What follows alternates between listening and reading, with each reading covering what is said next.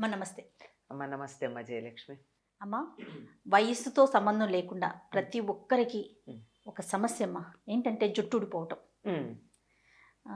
నిజం చెప్పాలంటే నేను చదువుకునేటప్పుడు నేను కాలేజీకి వెళ్ళేటప్పుడు ఇంతింతలా ఉండే పిలకలు. ఉమ్. చక్కగా స్కూల్కి వెళ్ళేటప్పుడు గట్టిగా లాగి అమ్మ రిబ్బన్లతో 2 పిలకలేసి పైన కట్టేదమ్మ. మా హవా వచ్చేసరికి మొత్తం ఊడిపోయి కింద మొత్తం ఎత్తుక్కోవటమే ఫ్లోర్ అంతా జుట్టు ఎక్కడుందా అనేసి. మా పిల్లలకు వచ్చేసరికి ఇంకా ఘోరంగా తల అయిపోయింది. మీద తప్ప అన్ని చోట్ల ఉంటుంది. ఉంటుంది, బాగా చెప్పారు. అమ్మకి అమ్మమ్మకి వాళ్ళని చూస్తే వాళ్ళకి ఇప్పటికీ కూడా ఇంత లావును కనిపిస్తూ ఉంటాయి. నాకు అనిపిస్తుంది ఇప్పుడు ఇంకా మేము హెల్తీ ఫుడ్ అన్నీ చూసుకుంటున్నాం, దేంట్లో ఏ ప్రోటీన్ ఉంది, ఏ విటమిన్ ఉంది, ఏం తినాలి ఏం తినకూడదని. మరి అప్పుడు అట్లా చూసుకునే వాళ్ళు కాదు కదా, చక్కగా అన్నీ తినేసే వాళ్ళేమో బహుశా, అందుకంత స్ట్రాంగ్గా ఉందా. హెల్దీ ఫుడ్ తింటున్నామని చెప్పి దానికోసం తాపత్రయపడుతున్నారా లేదా? పడుతున్నాము. ఈ తాపత్రయానికి మెదడు బాగా పనిచేస్తోంది కదా. దానికన్నా హాయిగా పెద్దవాళ్ళు చెప్పినట్టంటే మీ అమ్మగారు అంటే మా తరం వాళ్ళు మేమేం చేసాం, పెద్దవాళ్ళు చెప్పింది విన్నాం, అందువల్ల మాకు అక్కడ మెదడుకి పని లేదు. అంచేత జుట్టు ఊడడానికి అనేక కారణాలు ఉన్నాయమ్మా. ఒకటి ప్రధానంగా ఏమిటంటే రాకపోవడం కారణం. నిజానికి ఒక జుట్టు వయస్సు 7 సంవత్సరాలు అంటారు, ఒక వెంట్రుక వయస్సు. మన తల మీద పెరిగినటువంటి వెంట్రుకలు 7 సంవత్సరాలు అవగానే పడిపోతూ ఉంటాయి. ఈ 7 ఏళ్ళు అయినాక పడిపోతూ ఉంటే కొత్తగా వస్తూ ఉంటాయి గనక మధ్యలో పెద్దగా తేడా కనపడకుండా సమానంగా ఉన్నట్టే ఉంటుంది. ఎప్పటికైనా రోజుకు 1-2 వెంట్రుకలు ఊడకుండా ఎవరికీ ఉండదు. అసలు జుట్టు రాలట్లేదు అనే వాళ్ళకు కూడా ఊడుతుంది. ఆ 2 వెంట్రుకలు ఊడితే 2 వెంట్రుకలు వస్తున్నాయి. ఊడేవి ఎక్కువయ్యి వచ్చేవి తక్కువయ్యేటప్పుడు సమస్య అవుతుంది. ఎందుకు రావటం లేదు అంటే జుట్టు ఎక్కడుంటుందమ్మా, తల మీద ఉంటుంది. దీని కింద ఉండేది ఏమిటి, మెదడు. మెదడు ఎక్కువ పని చేసినప్పుడు అక్కడ ఉండేటటువంటి ఆ మొత్తం శక్తి అంతా మెదడుకే వెళ్ళడం వల్ల ఇది తొందరగా ఊడిపోవడం జరుగుతుంది, ఎదగడం జరగదు. తర్వాత కొన్ని రకాలైనటువంటి మానసిక శారీరక వ్యాధుల వల్ల జుట్టు ఊడుతుంది. అంటే మనోవేదన పడితే తెల్లారేటప్పటికీ ఇంత జుట్టు ఊడడం మనం గమనిస్తూ ఉంటాం. ఎక్కువగా వరుసగా 4 రోజులు నిద్ర లేకుండా పనిచేసిన, లేదా తీక్ష్ణంగా చదువుకుని పరీక్షలకు వెళ్ళిన, పరీక్షలు అయిపోగానే పరీక్షలప్పుడు ఏం ఊడదు, ఆ పరీక్షలు అయిపోయిన మర్నాటి నుంచో ఎప్పటి నుంచో గబగబా కొంత జుట్టు ఊడుతుంది. ఎందుకంటే శరీరంలో ఉండేటటువంటి శ్రమ వల్ల అక్కర్లేనటువంటివన్నీ బయటికి వెళ్ళే సందర్భంలో జుట్టు కూడా ఊడిపోతూ ఉంటుందమ్మా. అందువల్ల శారీరకమైన శ్రమ కన్నా మానసికమైన శ్రమ ఎక్కువ పడేటటువంటి వారికి జుట్టు ఊడుతుంది. ఈ మానసిక శ్రమ ఈ రోజుల్లో పెద్దగా చదువుకోవడానికో సమస్యల పరిష్కారానికో వాటికి వాడట్లేదు. దేనికి? ప్రతి చిన్నదానికి మనకి టెన్షన్, ఒత్తిడి. ఆఫీస్కి టైంకి ఎడతానో లేదో అదో టెన్షన్. వెళ్ళి వాళ్ళు ఇచ్చిన టార్గెట్ నేను రీచ్ అవుతానో లేదు నా పక్కవాడి కన్నా, నాకు పిల్లలకైతే నా పక్కవాడి కన్నా నాకు ఒక 1/2 మార్క్ కన్నా ఎక్కువ వస్తుందో లేదు, నాకు రావడం మాట నుంచి తల్లి బాధపడుతూ ఉంటుంది. నా కొడుకు టెన్షన్, పరీక్ష రాశాడు, క్లాస్ ఫస్ట్ వస్తాడో లేదు, ఇవన్నీ ఆలోచించేటప్పటికల్లా ఒత్తిడి పెరిగిపోయి దానివల్ల ఊడుతోంది. కనుక జుట్టు ఊడకుండా ఉండాలంటే మానసిక ఒత్తిడి తగ్గించుకోవాలి. మీ వయస్సు వాళ్ళ గురించి మీరు అడిగారు, మా వయస్సు అని. ఈ వయసులో ఉండేటటువంటి వాళ్ళందరూ కూడా వాళ్ళ కెరీర్ని కాంపిటేటివ్గా తీసుకుంటున్నారు. అవునమ్మా, కాంపిటీషన్ ఎందుకమ్మా? You do your best and leave it. పక్క వాళ్ళతో పోలికెందుకు? నీతో పోలిక పక్క వాళ్ళకుందా? వర్క్ మాట అటు పెట్టు. రూపురేఖల్లో కానీ, కుటుంబంలో కానీ, పిల్లల విషయంలో కానీ, తెలివితేటల్లో కానీ, ఆస్తిపాస్తుల్లో కానీ, మరి ఇంకా ఎన్నో విషయాల్లో నీతో పక్క వాళ్ళకి పోలిక లేదు. You are one up. అట్లాంటప్పుడు ఈ ఒక్క విషయంలో వాళ్ళతో పోల్చుకుని టెన్షన్ పడాల్సిన పని ఏమిటి? ఇలా అందువల్ల ఎవరితోనూ పోల్చుకోవడం మొదట మానేయండి. పోలిక మానేస్తే ఒత్తిడి ఉండదు. ఒత్తిడి లేకపోతే మనసుకి ప్రశాంతత ఉంటుంది. మనసు ప్రశాంతంగా ఉంటే జుట్టు ఊడడం మానేస్తుంది. వచ్చేది ఎలాగో వస్తుంది. ఇప్పుడు రోజుకో 10 వెంట్రుకలు వచ్చాయనుకోండి, 20 వెంట్రుకలు ఊడుతూ ఉంటే జుట్టు లేనట్టు ఉంటుంది. అట్లా కాకుండా ఊడేవి 10 వచ్చేవి 10 అంటే స్టేటస్కో ఉన్నది ఉన్నట్టు ఉంటుంది. లేదు ఊడేవి 10 వచ్చేవి 20 అని కనుక అనుకున్నట్టయితే కాస్త ఒత్తుగా పూర్వం కన్నా వస్తుంది. ఇలా ఊడిపోవడానికి ఒత్తిడి లేని వాళ్ళకు కూడా ఊడిపోతుంది. దానికి కారణం ఏమిటి? ఉమ్, జుట్టు విషయంలో ఏమాత్రం శ్రద్ధ తీసుకోవటం లేదు. ఓకే. జుట్టుకి శ్రద్ధ తీసుకోవాలి అంటే ప్రతిదానికి శ్రద్ధ తీసుకుంటున్నారు. ఒంటికి రకరకాల మలాములు పెట్టుకుంటారు, పేస్టులు పెట్టుకుంటారు, అవి పెట్టుకుంటారు, ఇవి పెట్టుకుంటారు. ఇవన్నీ పైగా ఈ పైన రాచుకునేటటువంటి లేపనాలన్నీ చర్మాన్ని పాడు చేస్తాయి. నా తర్వాత క్లెన్జింగ్ మిల్క్ పెట్టి తుడుచుకుంటారు. ఉమ్, ఇంకా కావాలంటే దానికి వేరే రకాల పోషణలు చేస్తున్నారు. జుట్టుకి ఎందుకు చెయ్యరు? ఉమ్, జుట్టుకు చెయ్యాలి. జుట్టుకి ఏం చెయ్యాలి అంటే జుట్టుకు మనం చేసే పోషణ ఏదైతే ఉందో ఇది ఆధునిక కాలంలో మనం సమాజంలో స్టైలిష్గా కనపడడానికి అడ్డం వస్తుంది. ఉమ్, జుట్టుకు ప్రధానంగా ఉండేటటువంటి పోషణ మంచి 2 రకాల పోషణలు ఉన్నాయి. ఒకటి లోపలికి, ఒకటి బయట. ఉమ్, ఈ బయట ఉండేటటువంటి పోషణ ఏమిటంటే మంచి నూనె పెట్టుకోవడం. ఉమ్, ప్రత్యేకంగా ఆ జుట్టు పెరగడానికి రకరకాల నూనెలు ఏవోవో ఉన్నాయి. అవన్నీ వాడడానికన్నా ప్రధానంగా గుర్తుపెట్టుకోవాల్సింది మంచి కొబ్బరి నూనె. ఉమ్, రసాయనాలు ఏవీ లేనటువంటివి. తరచుగా ఇందులో పెద్ద కల్తీ ఉంటాయని నేను అనుకోవటల్లా. కొబ్బరి నూనె బాగానే దొరుకుతుందని నా లెక్క ప్రకారం. ఉమ్, తెలియదు మరి. మంచి కొబ్బరి నూనె కనుక ఉన్నట్టయితే దాన్ని వెంట్రుకల కుదుళ్ళ కంటేటట్టుగా రాయాలి. గోరువెచ్చని కొబ్బరి నూనెమ్మా? గోరువెచ్చగా పెట్టుకుంటే మరీ మంచిది. లేదన్నా మామూలుగా కూడా పూర్వకాలం పెద్దవాళ్ళు ఎవరు గోరువెచ్చగా పెట్టుకుని ఇట్లాంటి తాపత్రయాలు ఏం పడలా. హాయిగా రోజు రాచుకునేవాళ్ళు. పాపిట్లో ఇంత నూనె పెట్టుకుంటే ఏమవుతుంది? దువ్వుకుంటే నెమ్మదిగా ఇదంతా తలంతా పెడుతుంది. ఇవాళ మొదటి రోజు పెట్టుకుంటే తలంటి పోసుకున్న మొదటి రోజున అది నెమ్మదిగా కారి 2-3 రోజుల కల్లా తలంతా వ్యాపిస్తుంది. నూనెకు ఉండే లక్షణం అదే కదా. అందులోనూ కొబ్బరి నూనె పల్చగా ఉంటుంది కనుక బాగా వ్యాపిస్తుంది. ఈ నూనె పెట్టుకోవడం వల్ల ఒక పెద్ద ఉపయోగం ఉందన్నారు. ఏమంటే సూర్యకాంతి నూనె మీద పడితే అది రిఫ్లెక్ట్ అవుతుందట. నూనె నున్నగా ఉంటుంది కదా, ఆ నున్నగా ఉండేటప్పటికి మెరుపు ఉంటుంది. ఆ మెరుపు మీద పడి రిఫ్లెక్ట్ అవుతుందిట. అందువల్ల తొందరగా తెల్లబడదు జుట్టు అన్నారు. ఎండలోకి వెళ్ళేటప్పుడు తలకి నూనె ఉన్నట్టయితే జుట్టు తెల్లబడదు. త్వరగా తెల్లబడడానికి ఉన్నటువంటి కారణాల్లో ఒకటి ఏమిటంటే నూనె పెట్టుకోకుండా ఎండలో తిరగడం. ఓకే. అనేక కారణాలుగా మనం నూనె పెట్టుకోం. నేను ఆ కారణాలు నేను వివరించక్కర్లా కదా.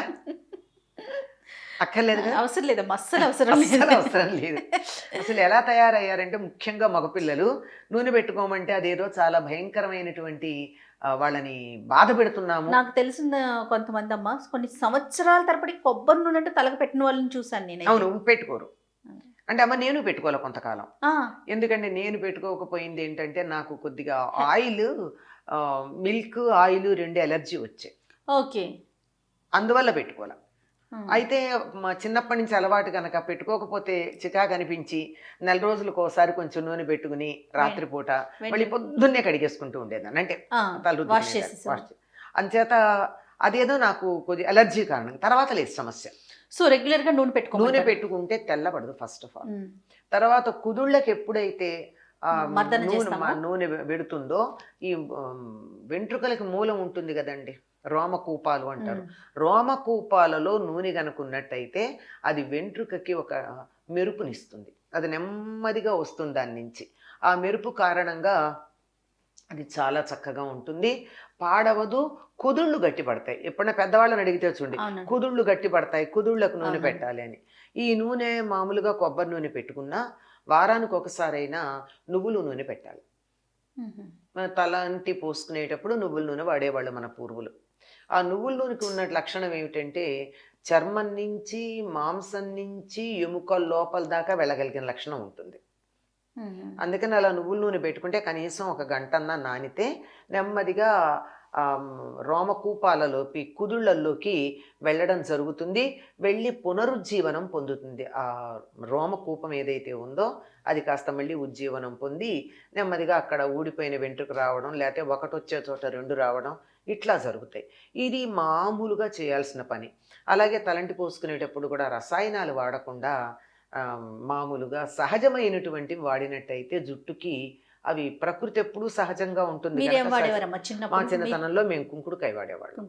కుంకుడుకాయకి కూడా కొంత జుట్టుని విరవిరలాడి పొడి చేసే లక్షణం ఉంది. సీకాయ వాడితే ఇంకా మంచిది అని చెప్తారు. మాకేమిటో అలవాటు కుంకుడికాయ వాడుతూ ఉండేవాళ్ళం. దాంతో పాటుగా ఏం చేసేవాళ్ళం అంటే ఈ మందారాకు ఉంటుంది కదా, అవును. ఈ మందారాకు తెచ్చి ఇట్లా నూరేస్తే మంచి జిగురు జిగురు వస్తుంది, వచ్చేసి. మంచి నురుగు కూడా వస్తుంది. దాన్ని కలిపి మొదట రుద్దుకునేటప్పుడు ఆ మందారాకు నీళ్లతో రుద్దుకునేవాళ్ళం. మందారాకు కుంకుడికాయ కలిపి రెండోసారి 2 సార్లు రుద్దుకోవాలి కదా, మొదటిసారి జిడ్డు పోవడానికి, రెండోసారి ఫ్రెష్ బాగుండడానికి. గా ఉంటుంది. అది ఆ రెండోసారి మాత్రం మామూలు దాంతోనూ రుద్దుకునేవాళ్ళం. దానివల్ల ఏమవుతుందంటే ఆ మెత్తగా ఉంటుంది జుట్టు. ఇది కండిషనర్స్ అంటారు ఈ రోజుల్లో. ఆ కండిషనర్ లాగా ఉండి అసలు ఇలా పెడితే పట్టు కుచ్చులాగా ఇలా రాలిపోవడమే. ఇలా పైకి దువ్వాలంటే కూడా కుదిరేది కాదు. ఇలా అంటే ఇలా పట్టులాగా అలా నూనె పోసి నీళ్లు పోస్తే ఎలా జారిపోతుంది అట్లా జారిపోతుండే. ఇలా ముట్టుకుంటే ఇలా మెత్తగా, అసలు ముట్టుకుంటే కూడా మెత్తగా ఉండేది.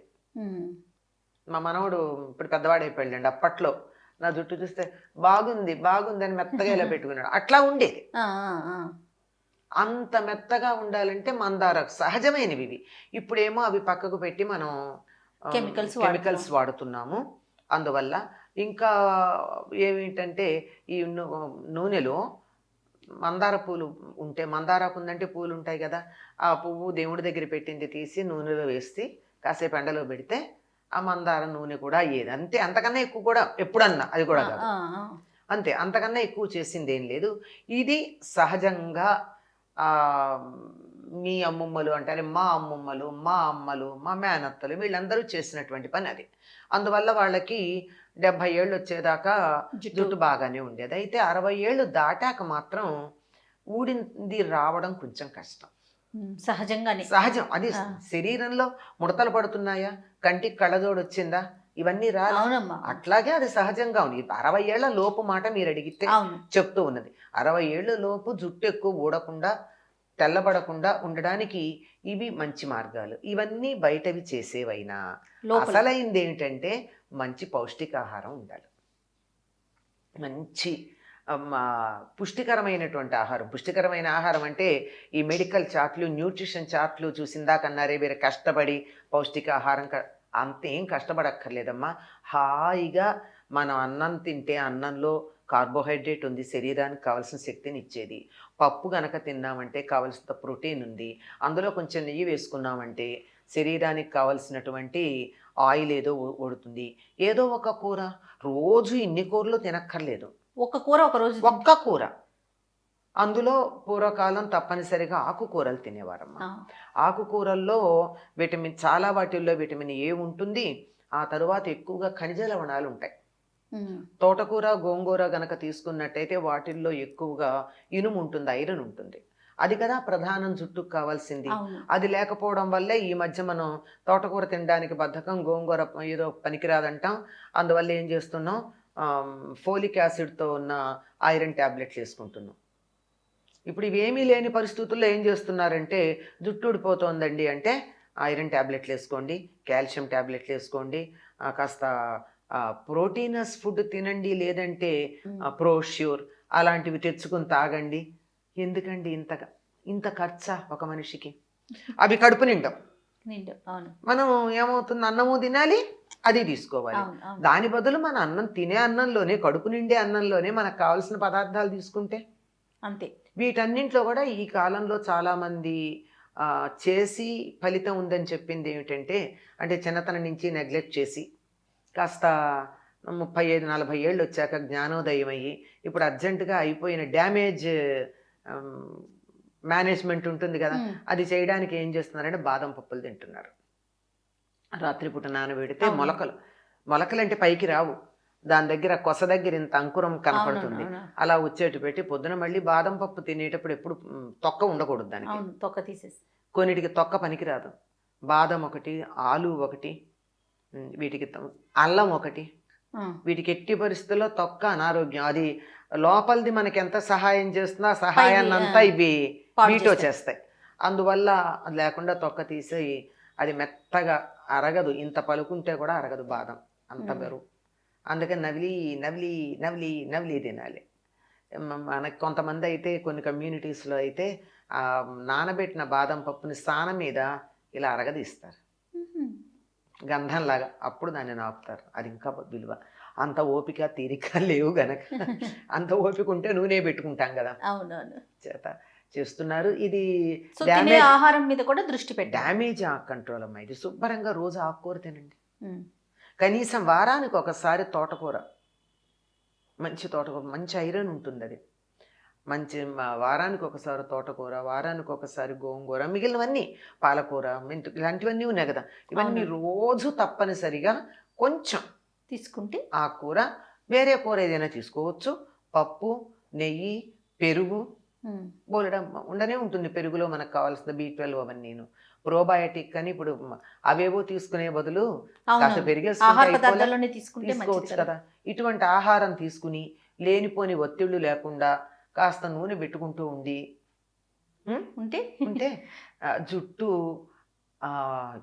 సహజంగా పోయేదేదో పోవచ్చు ఈ అనారోగ్యమో చేస్తే, కానీ మామూలుగా అయితే ఉంటుందమ్మా. తప్పకుండా.